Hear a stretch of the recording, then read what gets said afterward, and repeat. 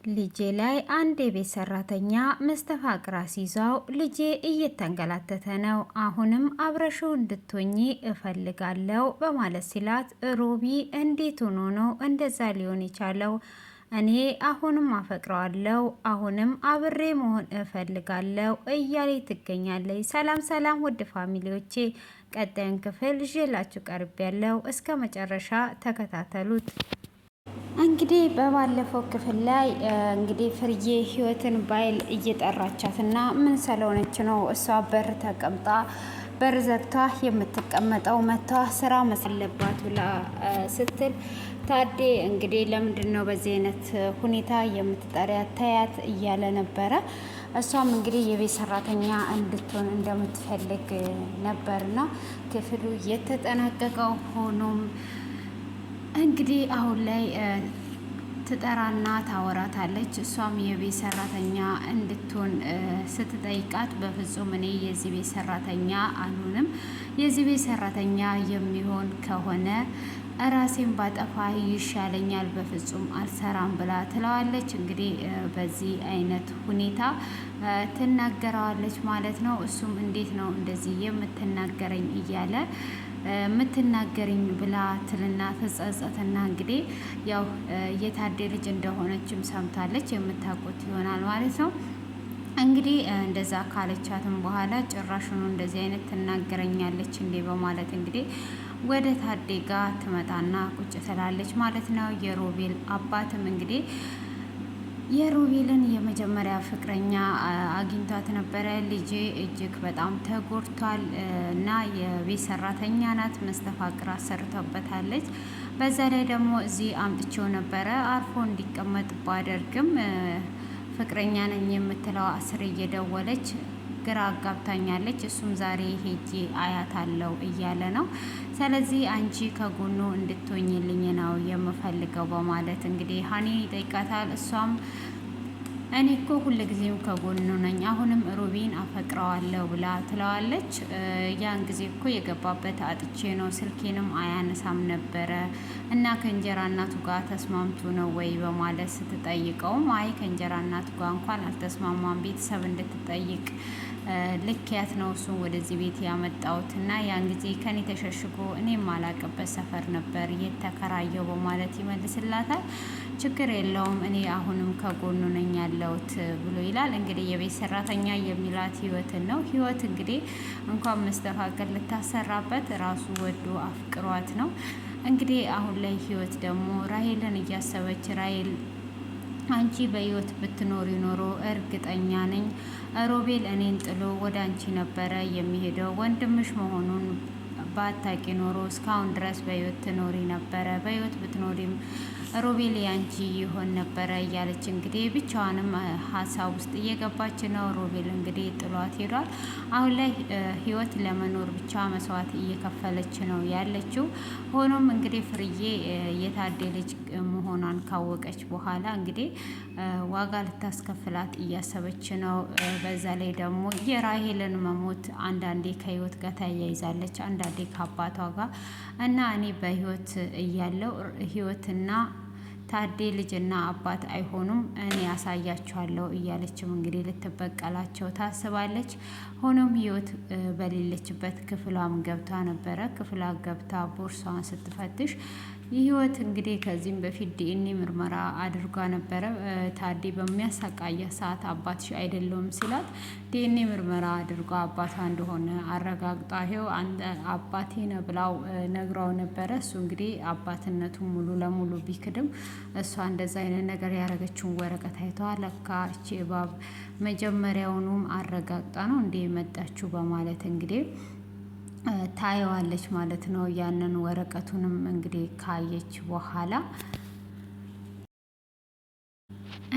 ካየችም በኋላ በፍጹም ይሄ ነገር እንደዚህ መቀጠል የለበትም፣ እኔ በህይወት እያለው የህይወት አባት መሆን የለበትም፣ ታዴ የራይል አባትና የራይል አባት ሆኖ ነው መቀጠል ያለበት ብላ እንግዲህ ታስባለች ማለት ነው። ይሄ ነገር እንዲህ መካሄድ የለበትም እያለች ቁጭ ብላ እያሰበች እያለ ትገኛለች። ህይወት ትመጣባታለች። ህይወትም ክፍሌም እንደምትሰሪው ብላ ስትላት አይ የሆነ ነገር ላወራሽ ነበረ፣ በቃ ሀሳቤን ቀይሬያለሁ በማለት ትወጣለች ማለት ነው።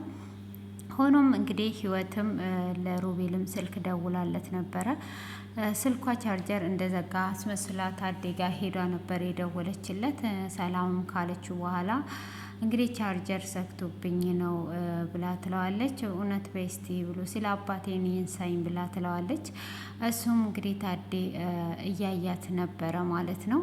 እንዴ ይሄ ነገር ትወደኛለች እንዴ ብሎ ሳይጨርስ እንግዲህ አባቴ ነፍሱን ይማርና አቅፌው አንድ ቀን እንኳን ስሜው እንደ ራይል ልጄ ብሎኝ እንኳን ወይም ደግሞ እንደ አባት ፈልጎኝ እንኳን ቢሞት ጥሩ ነበረ እያለች እንግዲህ ስለ አባቷ በጎን ስትናገር ነበረ።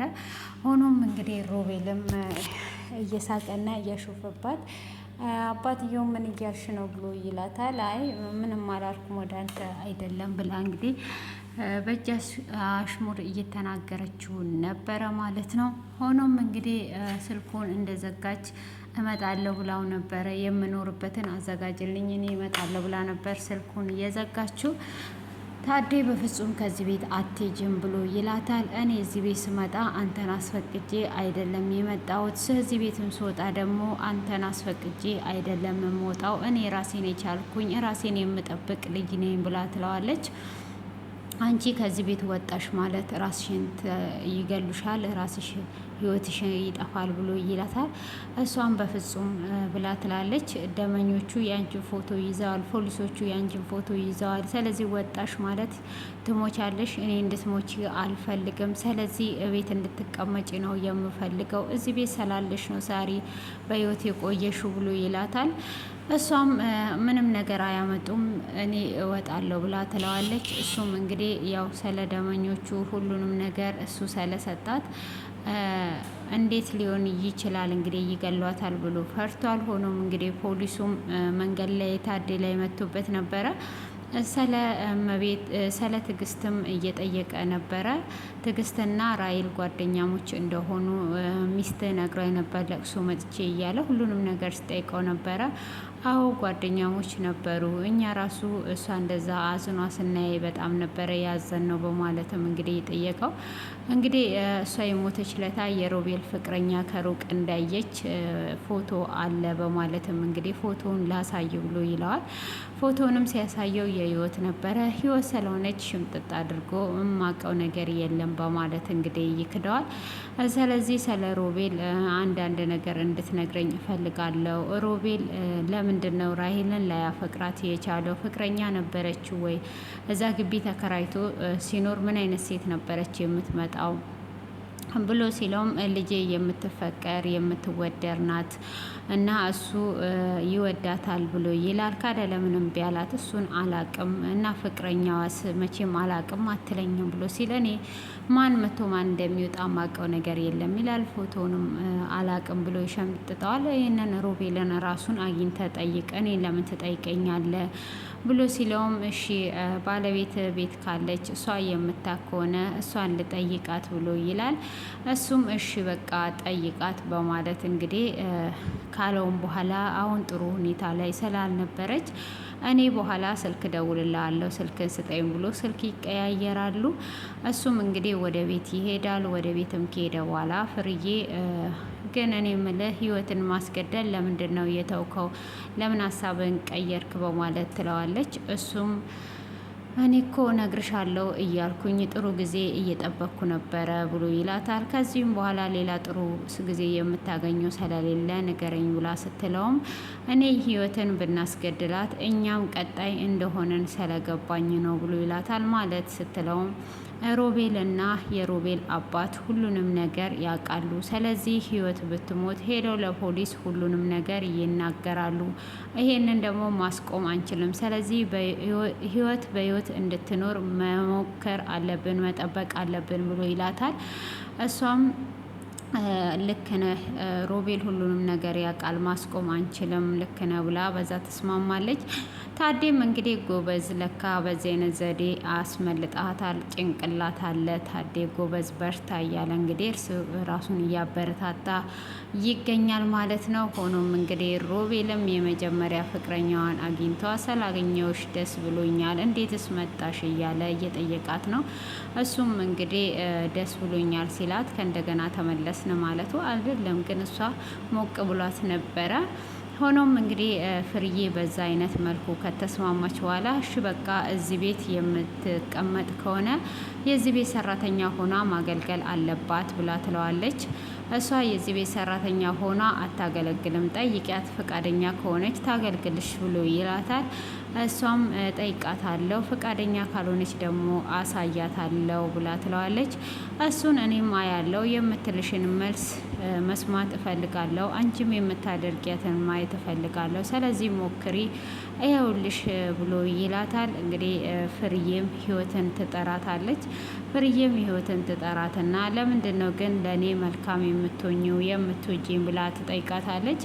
እሷም ራይል ማርታና ታዴስ ለምንድን ነው የሚጠሉሽ ብላ ስትላት እኔ ለአንቺ መልካም የሆንኩት ማርታና ታዴ እንደዛ በሚጠሉኝ ሰዓት ለእኔ እናት ተስፋ እንዲኖረኝ እንድቆይ የረዳሽኝ መልካም እናት ነሽ፣ ለእኔ ሳይሆን ለወጣቶች ሁሉ አንቺ ትለያለሽ ብላ ለዛ ነው መልካም የሆንኩት እያለች ህይወት እየነገረቻት ሳለ አይ ታዴ የሆነ ነገር ብሎ ነበረ፣ ግን ይሄ ሁሉ ነግረሽኝ እኔ ከምልሽ ደግሞ በንዴት ከዚህ ቤት እንዳትወጪ ታዴ የምልሽን አልስማማም እንዳትይ ብዬ ነው ብላ ትላታለች። ምንድን ነው ያለው ብላ ስትጠይቃትም እንዳይከፋሽ እና እኔ አሁን ላይ እንግዲህ እንደምታውቂው አንዳንድ ቀን በአንቺ እወቅሳለሁ፣ አንዳንድ ቀን ደግሞ አባትየውን እወቅሳለሁ። ራይል ከሞተች በኋላ እኔ ራሱ ጭንቅላቴ ትክክል አይደለም፣ በራሱ መተማመኔ ሁሉ ነው የወሰደችብኝ ብላ ትላትና እና እዚህ ቤት ሰራተኛ እንድትሆኝ ይፈልጋል፣ ግን አንቺ ያ ነገር የምትጠይቅ ከሆነ እኔን ብታግና ከጎኔ ብትሆኚ ብላ ትላታለች። እሷም አረ እኔ ከጎንሽ ሆናለሁ፣ ግን የዚህ ቤት ሰራተኛ አልሆንም ብላ ትላታለች። እሷም ከጎኔ እንድትሆኚ ነው ፈልገው፣ ካለበለዛ ራሴን አጠፋለሁ፣ ሰው እዚህ ቤት ውስጥ መኖር አለበት፣ ራሴን አጥፊ አጥፊ ይለኛል ብላ ትላታለች።